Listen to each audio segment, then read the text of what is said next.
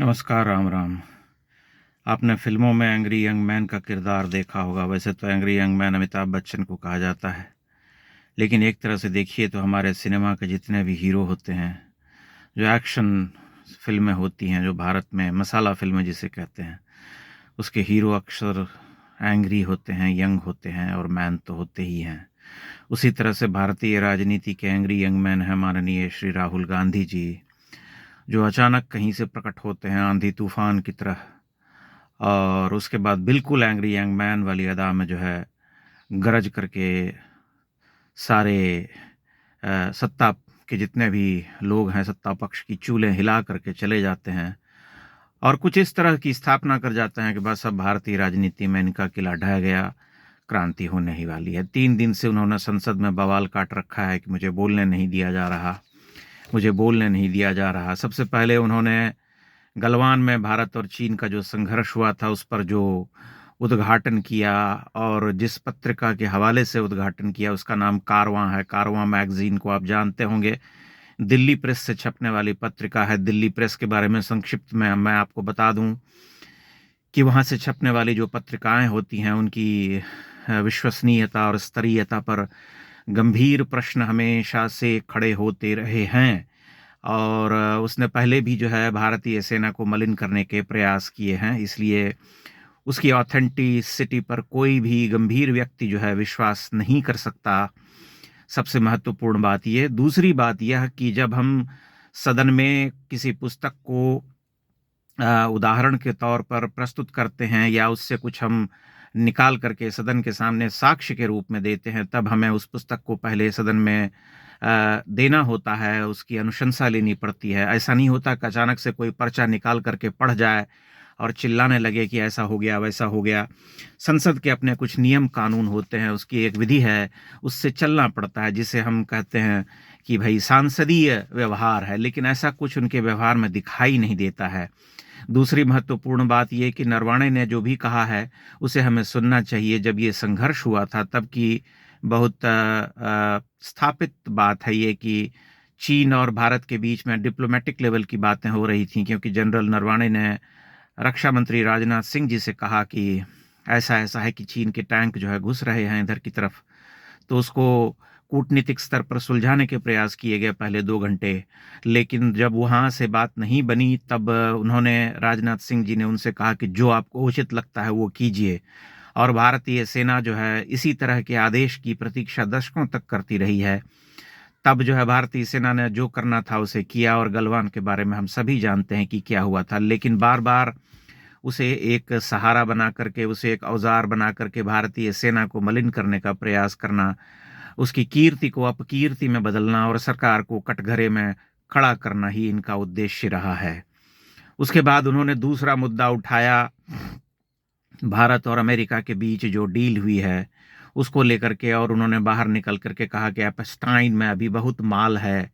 मतलब ये कहना था उनका कि जो माल है उसमें नरेंद्र मोदी फंसे हुए हैं और वो घबराए हुए हैं। अक्सर वो ये कहते हुए पाए जाते हैं कि नरेंद्र मोदी मुझसे डरता है, घबराता है, थर-थर काँपने लगता है, उसके सामने सच बोलो तो काँपने लगता है। इस तरह की भाषा उनकी बहुत पहले से रही है। तब उन्होंने यह कहने का प्रयास किया कि नरेंद्र मोदी जो है उस डील के आगे विवश हो गए, क्योंकि पिछले 3-4 महीनों से कुछ नहीं हो रहा था और एक दबाव था उनके ऊपर। उस दबाव के आगे झुक करके उन्होंने जैसे-तैसे डील कर लिया।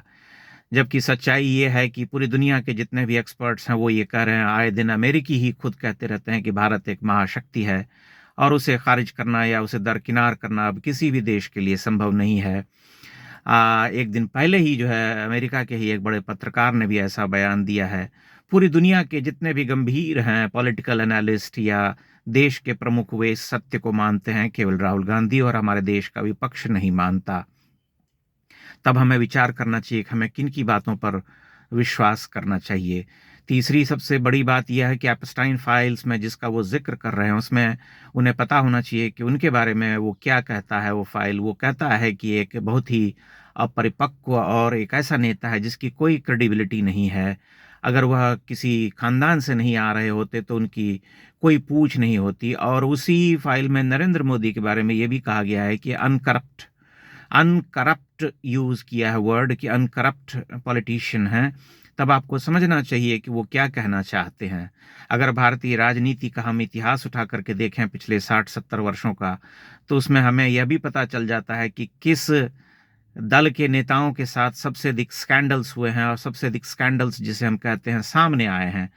लेकिन भारतीय राजनीति में या हमारे साधारण जीवन में एक बड़ी द्रष्टव्य बात होती है, वह बात यह है कि आदमी कभी अपना आचरण नहीं देखता, दूसरों पर कीचड़ उछालने के प्रयास करता रहता है। और यही जो है हो रहा है, यही चल रहा है, इस सत्य से कोई मना नहीं कर सकता। क्योंकि उनका अगर आप आचरण देखें पिछले 8-10 वर्षों का, तो यही होता है कि अचानक से कहीं से प्रकट होते हैं, आरोप लगाते हैं, ऊट-पटांग बातें करते हैं, अभद्रता से बोलते हैं और उसके बाद अचानक से गायब हो जाते हैं।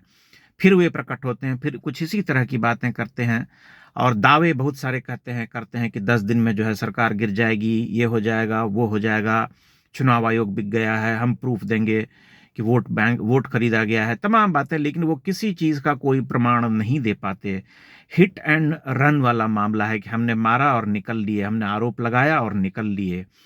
लेकिन भारत में एक समुदाय ऐसा भी है जो उनकी बातों को सच मानता है, क्योंकि ये जीवन का जो एक देखा परखा हुआ सत्य है, वो ये है कि अगर आप एक ही झूठ को बार-बार कहते हैं, तो लोग जो है बहुत सारी संख्या में ऐसे लोग होते हैं जो उसे सत्य मानने को विवश हो जाते हैं। उन्हें लगता है कि नहीं, आदमी अगर बार-बार ये कह रहा है, तो सच ही कह रहा होगा। और इस टैक्टिक्स को अगर आपको राजनीति में देखना है, तो आप दिल्ली के पूर्व मुख्यमंत्री का आचरण भी देख सकते हैं, जिन्होंने निरंतर 10, 11, 12 वर्षों तक हज़ारों हज़ार, सैकड़ों झूठ बोले और बार-बार पूरे आत्मविश्वास के साथ बोले। इसी झांसे में आकर के दिल्ली की जनता जो है, उन्हें वोट देती रही। और यही जो है प्रकृति है हमारे देश के दूसरे नेताओं की भी प्रकृति यही है, विपक्ष में बैठने वाले लोग जितने हैं। आज हम सभी जानते हैं और इस सत्य को स्वीकारते हैं कि भारतीय सेना की स्थिति पहले के मुकाबले बहुत बेहतर हो चुकी है, सुदृढ़ हो चुकी है। आप किसी सैनिक से भी बात करके देख सकते हैं कि पिछली सरकार में उनकी क्या स्थिति थी और अभी क्या स्थिति है। तब हमें समझना चाहिए कि हम किन की बातों पर विश्वास करें, या तो सैनिक सेनाध्यक्ष की बात पर विश्वास करें, या फिर हमारे देश में एजेंडा आधारित राजनीति करने वाले लोगों की बात पर विश्वास करें, जो आते हैं, आरोप लगाते हैं और चले जाते हैं। लेकिन सबसे महत्वपूर्ण बात यह भी है कि भारत में जो प्रतिपक्ष है, उसकी विश्वसनीयता जो है पूरी तरह से नष्ट हो चुकी है, क्योंकि उसमें कोई गंभीरता जैसी चीज़ नहीं रही। आचरण जिसे हम कहते हैं वह नहीं रहा, न कोई मर्यादा रही। संसद में आकर के उछल-कूद करना, अपने हिसाब से अभद्रता करना, कागज़ लहराना और स्पीकर की कुर्सी तक पहुँच जाना और उसके बाद यह कहना कि मुझे बोलने नहीं दिया जा रहा है क्योंकि नरेंद्र मोदी डरते हैं, घबराते हैं। और तमाम तरह की जो एक फ़िल्मी बातें होते हैं, जो फ़िल्मी अंदाज़ होते हैं, उसमें जो है अपने आप को पेश करना और यह दिखाना कि देखिए मैं सबसे होशियार हूँ, मुझसे अधिक ईमानदार और मुझसे अधिक ऑथेंटिक व्यक्ति जो है भारतीय राजनीति में दूसरा नहीं है। तब जग हँसाई होती है, समय के साथ-साथ चीज़ें बदल जाती हैं। और हमने यह भी देखा है कि भारतीय राजनीति में इस तरह के आरोपों को नरेंद्र मोदी ने कैसे लिया है और कैसे उस तरह उन्होंने इस पर टीका-टिप्पणी करने की आवश्यकता महसूस नहीं की है। यही उनकी लाइन रही है, यही उनकी प्रकृति रही है। इसलिए हमें विश्वास करना चाहिए कि किस पर हम भरोसा करें, देखना चाहिए खुली आँखों से कि क्या चल रहा है, कौन सच्चा है, कौन झूठा है। मैं आशा करता हूँ आप अपनी इस पूर्वाग्रह वाली भावना से बाहर निकलेंगे कि मैं अक्सर जो है मोदी सरकार के डिफेंस में आ जाता हूँ या बचाने के लिए आ जाता हूँ, लेकिन मैं सिर्फ़ विश्वसनीयता की बात कर रहा हूँ। और मैंने जो बातें अभी अपने इस वीडियो में कही हैं, आप उस पर ध्यान दे करके देख लीजिएगा। कारवां मैगज़ीन का इतिहास उठा करके देख लीजिए, दिल्ली प्रेस का इतिहास उठा करके देख लीजिए, सदन के नियम कानून हैं, उनकी पड़ताल करके देख लीजिए और उसके बाद अवश्य ही अपनी टिप्पणियाँ कीजिएगा। बहुत-बहुत धन्यवाद।